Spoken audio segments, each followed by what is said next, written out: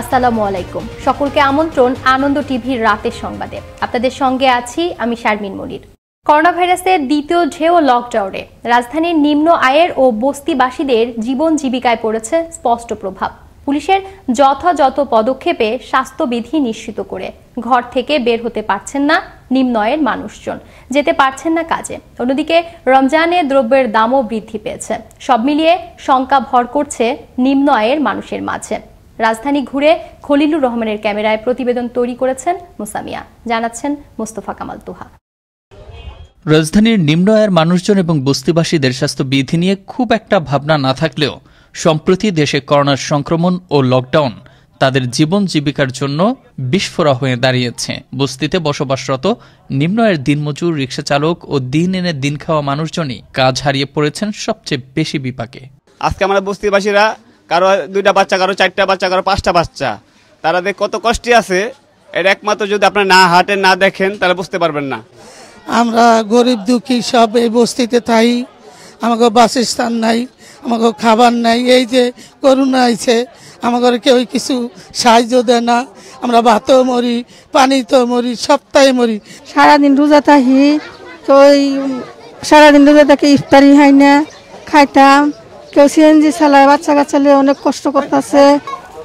রমজানে দ্রব্যমূল্যের দাম আরও বৃদ্ধি হওয়ায় কঠিন হয়ে পড়েছে তাদের জীবন। অন্যদিকে পুলিশের কঠোর নজরদারি থাকায় যেতে পারছেন না কাজকর্মে, পাননি কোনো সরকারি বেসরকারি কোনো অনুদান। মানুষ আমরা সচেতন হয়ে যেন ঘরে থাকি, সেই জন্য এই লকডাউন দেওয়া। কিন্তু সচেতন আমরা যে হব, আমাদের পেটে ভাত নাই, গরিব দুঃখী মানুষের তো পেটে ভাত নাই, তারা দিন আনলে দিন খাবে। আজকে কর্ম করতে গেলে আমাদের পেটে ভাত, কর্ম না করতে আমাদের পেটে ভাত নাই। পুলিশের অত্যাচারে দোকানপাট তো খুলতেই পারতেছে না, কি করে খাবে মানুষ? পাবলিক কি করে বাঁচবে? না অনুদান দিচ্ছে, না খোঁজ খবর নিচ্ছে। আমরা নিজেরা করে খাবো, সেটাও করে খাইতে দিচ্ছে না। দেশ ও মানুষের জন্যই সরকারের সকল সুযোগ সুবিধা থেকে বঞ্চিত রাজধানীর নিম্ন আয়ের এ সকল মানুষজন।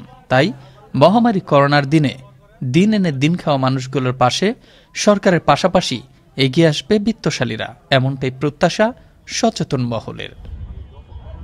মুস্তফা কামাল তোহা, আনন্দ টিভি, নিউজ ডেস্ক।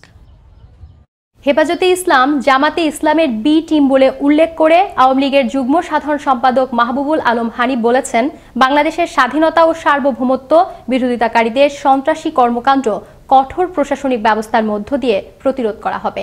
শনিবার মেহেরপুরের ঐতিহাসিক মুজিবনগর আমনকাননে মুজিবনগর দিবসের এক আলোচনায় তিনি একথা বলেন। আজকে হেফাজত, জামাত, বিএনপি এরা এক এবং অভিন্ন। হেফাজত জামাতের বি টিম এরা প্রত্যেকেই স্বাধীনতা বিরোধী। আজকে হেফাজতের নামে যারা আছে তারা সংবিধানকে তারা মানতে চায় না, তারা জাতীয় সঙ্গীত গাইতে চায় না, তারা জাতীয় পতাকাকে তারা সম্মান করতে চায় না। এরা কারা? যারা স্বাধীন দেশের নাগরিক, যারা স্বাধীনতায় বিশ্বাস করে, তারা তো এগুলোকে প্রত্যেকে মানতে বাধ্য। সম্পন্ন হলো প্রয়াত কিংবদন্তি অভিনেত্রী সারা বেগম কবরীর দাফন। রাষ্ট্রীয় মর্যাদায় গার্ড অব অনার প্রদান শেষে শনিবার বাদ জোহর বনানীর বুদ্ধিজীবী কবরস্থানে তাকে দাফন করা হয়। করোনা পরিস্থিতি বিবেচনায় শেষ শ্রদ্ধা জানাতে তার মরদেহ নেওয়া হয়নি শহীদ মিনার ও এফডিসিতে। করোনায় আক্রান্ত হয়ে শুক্রবার রাত 12টা 20 মিনিটে রাজধানীর শেখ রাসেল গ্যাস্ট্রোলিভার হাসপাতালে শেষ নিঃশ্বাস ত্যাগ করেন কিংবদন্তি এই অভিনেত্রী। মৃত্যুকালে তার বয়স হয়েছিল 70 বছর। কবরীর মৃত্যুতে গভীর শোক প্রকাশ করেন রাষ্ট্রপতি মোহাম্মদ আব্দুল হামিদ এবং প্রধানমন্ত্রী শেখ হাসিনা।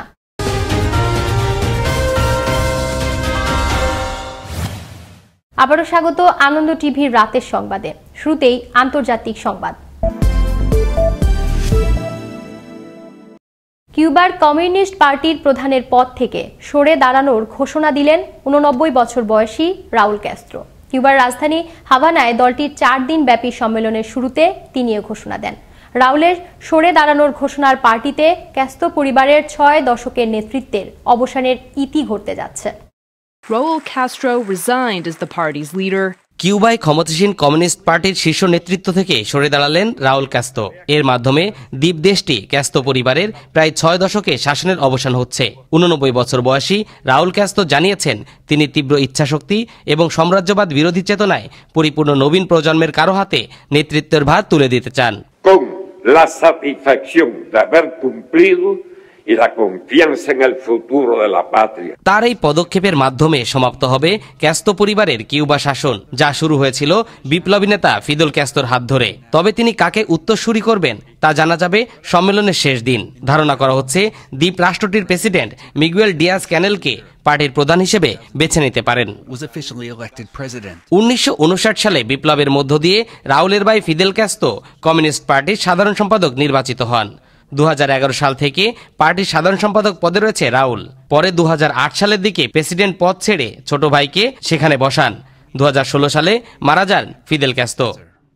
তরিকুল ইসলাম, আনন্দ টিভি, ইন্টারন্যাশনাল ডেস্ক। এবার খেলার সংবাদ।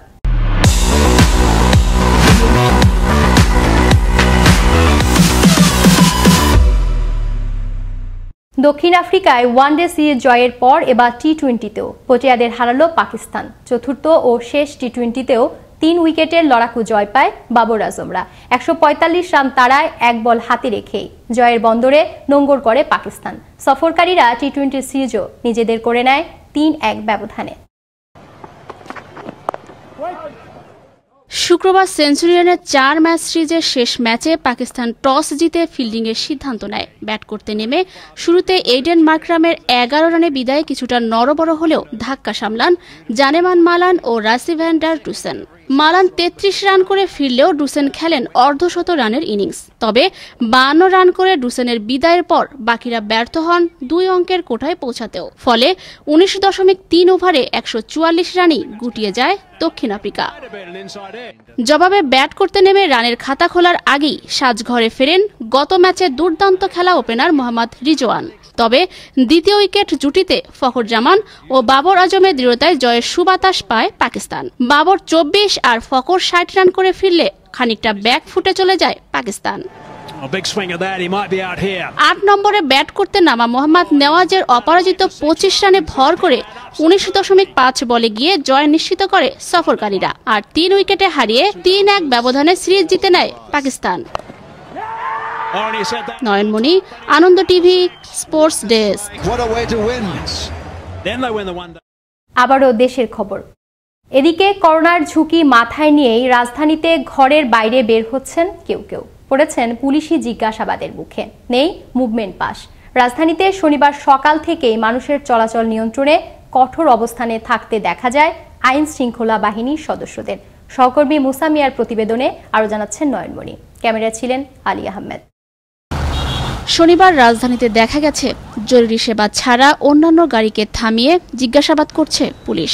মানুষের চলাচলের মুভমেন্ট পাস আছে কিনা তা নিয়ন্ত্রণের চেষ্টাও করছেন পুলিশ সদস্যরা। তবে চতুর্থ দিনে যানবাহনের সংখ্যা বেড়েছে। তবে বিভিন্ন প্রয়োজনে যারা ব্যক্তিগত গাড়ি নিয়ে বেরিয়েছেন তাদের আটকিয়ে করা হচ্ছে জিজ্ঞাসাবাদ। মুভমেন্ট পাস নিয়ে সন্তোষজনক উত্তর মিললেই কেবল তাদের ছাড়া হচ্ছে। এদিকে নানা অজুহাতে ঘর হতে বের হয়েছে মানুষ। না, আমার এক লোক অসুস্থ ছিল, আমি ওই জন্য ওখানে গিয়েছিলাম। না আমি ভাড়া দিচ্ছি না, আমি যাচ্ছি আমার বাসায়, বাসায় বলছিলাম উনি বলছেন রায়বাজার যাবো, তা ওনাকে নামে বাসায় দিল। মুভমেন্ট পাস আবেদন করছি কিন্তু আমি পাইনি। আমার দোকান বসুন্ধরা সিটিতে জাস্ট একটা অর্ডার ছিল, কাস্টমারের অর্ডারটা নিয়ে দিতে গেছিলাম আর কি, এখন বাসায় যাচ্ছি। প্রশাসনের পক্ষ থেকে নেওয়া হয়েছে কড়া নজরদারির ব্যবস্থা। মুভমেন্ট পাস আছে কিনা যাচাই বাছাই করা হচ্ছে। আমরা আজকে কয়েকটা মামলা দিয়েছি যে যারা মুভমেন্ট পাস একজন নিয়েছেন, কিন্তু তাদের পিছনে যে যাত্রী ছিলেন, আরোহী ছিলেন, উনি মুভমেন্ট পাস নেয় নাই। তো আমাদের কাছে যদি ইলিগাল মনে হয় যে এক্সকিউজগুলো আমাদের কাছে গ্রহণযোগ্যতা পাচ্ছে না, সেক্ষেত্রে আমরা মানে আমাদের যে প্রসিকিউশনের যে ধারা আছে ওই ধারা অ্যাপ্লাই করে আমরা প্রসিকিউশনের আওতায় নিয়ে আসতেছি। 14 এপ্রিল ভোর 6টা থেকে 21 এপ্রিল মধ্যরাত পর্যন্ত দ্বিতীয় দফায় সর্বাত্মক লকডাউন ঘোষণা করে সরকার। এরপর থেকেই আইন শৃঙ্খলা বাহিনীর পক্ষ থেকে নেওয়া হয় কড়া পদক্ষেপ। জরুরি প্রয়োজনে বেরোনো নাগরিকদের জন্য উদ্বোধন করা হয় মুভমেন্ট পাস অ্যাপস। এর মাধ্যমে নিয়ন্ত্রণ করা হচ্ছে নাগরিকদের চলাচল। নয়নমণি, আনন্দ টিভি, ঢাকা। করোনায় কর্মহীন মানুষের মাঝে মানবিক সাহায্যের হাত বাড়িয়ে দিল খুলনা জেলা প্রশাসন। জেলা প্রশাসনের মানবিক সহায়তা কর্মসূচির আওতায় শনিবার দুপুরে 3 শতাধিক পরিবারকে বুঝিয়ে দেওয়া হয় সরকারি এ খাদ্য সামগ্রী। খুলনা বিভাগীয় কমিশনার কার্যালয়ে জেলা প্রশাসক হেলাল হোসেনের সভাপতিত্বে এতে উপস্থিত ছিলেন খুলনা সিটি মেয়র তালুকদার আব্দুল খালেক, খুলনা বিভাগীয় commissioner Ismail Hossain, police commissioner Masudur Rahman Bhuiyan এবং পুলিশ সুপার মোহাম্মদ মাহবুব হাসান সহ আরো অনেকে। দেখছেন আনন্দ টিভির রাতের সংবাদ। নিচ্ছি আরো একটি বিরতি। বিরতির পর থাকছে টাঙ্গাইলের এলেঙ্গা থেকে আটক করা হলো ধান কাটা শ্রমিক সহ 2টি ট্রাক। খোলা আকাশের নিচেই রাত যাপন শ্রমিকদের। এবং ময়মনসিংহের হালুয়াঘাটে সেওল নদীর উপর ঝুঁকিপূর্ণ বেইলি ব্রিজের বেহাল দশায় শঙ্কিত স্থানীয়রা। পণ্যবাহী পরিবহন পারাপারে নিষেধাজ্ঞা।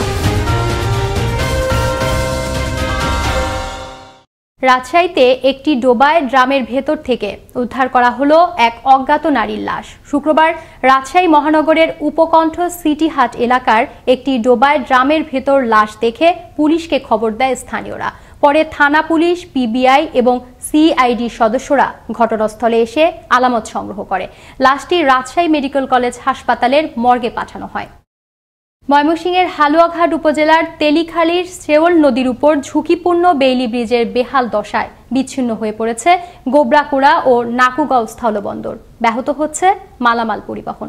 সম্প্রতি সড়ক বিভাগ ব্রিজটির উপর দিয়ে 5 টনের বেশি মালামালবাহী পরিবহন চলাচলের উপর নিষেধাজ্ঞা জারি করেছে। অন্যদিকে দুর্ঘটনার শঙ্কায় দিন কাটছে ব্রিজ দিয়ে চলাচলরত মানুষজনের। ময়মনসিংহ থেকে ওমর ফারুক সুমনের তথ্য ভিডিও চিত্রে দেখুন ডেস্ক রিপোর্ট।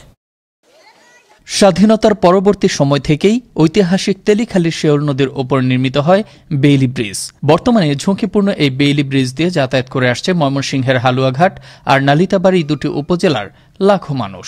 দুপাশেই রয়েছে গোবরাকুড়া ও নাকুগাঁও স্থলবন্দর। সম্প্রতি সময়ে 2টি স্থলবন্দরের সংযোগে সীমান্ত সড়কের কাজ পাকাকরণ করলেও নির্মাণ করা হয়নি এই ব্রিজটির। ফলে সম্পূর্ণ ঝুঁকিপূর্ণ হয়ে উঠেছে সেতুটি। যে কোনো সময় সম্পূর্ণরূপে ভেঙে যেতে পারে ব্রিজটি, ঘটতে পারে দুর্ঘটনা। এটা মানুষজন নিয়ে বা গাড়ি ঘোড়া নিয়ে যে কোনো মুহূর্তে বড় ধরনের একটা দুর্ঘটনা ঘটতে পারে। কদিন পরে তারা লম্বা করে ঠিক করে নিচে গ্যাটি দেয়। কদিন আগে এখানে খুঁটি গাড়ছে এদিকটা খুঁটি গাড়ছে যাতে পার না ভাঙ্গে দা, কিন্তু এই ভাঙ্গে পানি জমে ভাঙ্গে।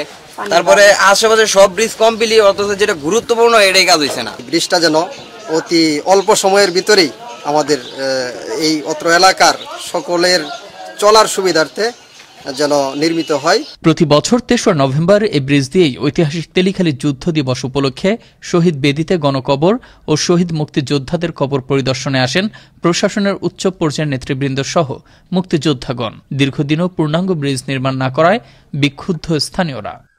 গণকবর চাইতে হয় এই ব্রিজের উপর দিয়েই, তো এই ব্রিজটা মনে মেরামত হলে তো আমাদের ওই গণকবরে যাতায়াত ব্যবস্থাটা অনেকই ভালো হবে। খুব দ্রুতই এই ব্রিজটি নির্মাণ করার প্রয়োজনীয় উদ্যোগ গ্রহণ করা হয়েছে বলে জানান এ জনপ্রতিনিধি। এই বেইলি ব্রিজটা অচিরেই ব্রিজ নির্মাণ করার জন্য এলাকাবাসীর জোর দাবি। তা আমরা ইতিমধ্যেই রোডস অ্যান্ড হাইওয়ে এক্সচেঞ্জ সাহেবের সাথে আমরা কথা বলেছি। উনি আশ্বাস দিয়েছেন যে আমরা ইতিমধ্যেই এই বেইলি ব্রিজ থেকে ব্রিজ নির্মাণ করার জন্য আমরা মন্ত্রণালয়ের অনুমোদনের জন্য পাঠিয়েছি। সেতুটি নির্মাণ করা হলে সৃষ্টি হবে 2টি স্থলবন্দরের যোগাযোগ ব্যবস্থায় অভূতপূর্ব সাফল্য। দুর্ভোগ ঘুচবে লাখো মানুষের। তাই দ্রুত সময়ে সেতুটি নির্মাণ করে লাখো মানুষের চলাচলের সুযোগ সৃষ্টি করে দেওয়ার দাবি স্থানীয় এবং ভুক্তভোগীদের। মুস্তফা কামাল তোহা, আনন্দ টিভি, ন্যাশনাল ডেস্ক।